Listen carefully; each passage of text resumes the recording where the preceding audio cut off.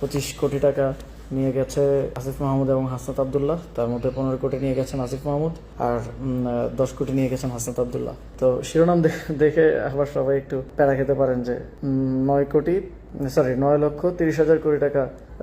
নিয়ে যাচ্ছেন তারেক রহমান, প্রধানমন্ত্রী তারেক রহমান। তো এটা অনেকটা এরকমই যে আগামীতে আমরা শুনছি যে বাজেট ধরা হবে, মানে প্রস্তাবিত বাজেটটা আসবে 9,30,00,000 কোটি টাকা। তো এটা তো বরাদ্দ, সরকার বরাদ্দ করছে যে সরকার 1 বছরে এই বাজেট তারা খরচ করবে, এই নির্দিষ্ট কিছু খাতে তারা খরচ করবে। তো সেটা যদি এখন আমি বলি যে 9,30,00,000 কোটি টাকা নিয়ে যাচ্ছেন তারেক রহমান, মানে এমনভাবে বলা যে তারেক রহমান পকেটে করে নিয়ে যাচ্ছেন,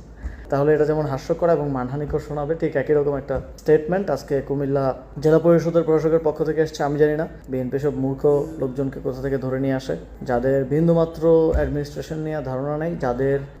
না আছে কোনো পড়াশোনা, প্রাতিষ্ঠানিক পড়াশোনা, যাদের না আছে কোনো ধরনের প্রাতিষ্ঠানিক বোঝাপড়া, বা জীবনে কখনো, মানে আপনারা তো দেখতে পেয়েছেন যে জেলা পরিষদের প্রশাসক কারা হয়েছে, সিটি কর্পোরেশনের প্রশাসক কারা হয়েছে, যারা নির্বাচনে পরাজিত হয়েছে কিংবা নমিনেশন বঞ্চিত ছিল, মানে যাদেরকে আপনি এমপি, জনগণ এমপি হিসেবে নির্বাচিত করে নাই, যাদেরকে জনগণ রিজেক্ট করেছে, যাদেরকে দল এমপি হিসেবে মনোনয়ন দেওয়ার জন্য যোগ্য মনে করে নাই, তাদেরকে জেলা পরিষদের প্রশাসক করা হয়েছে। এবং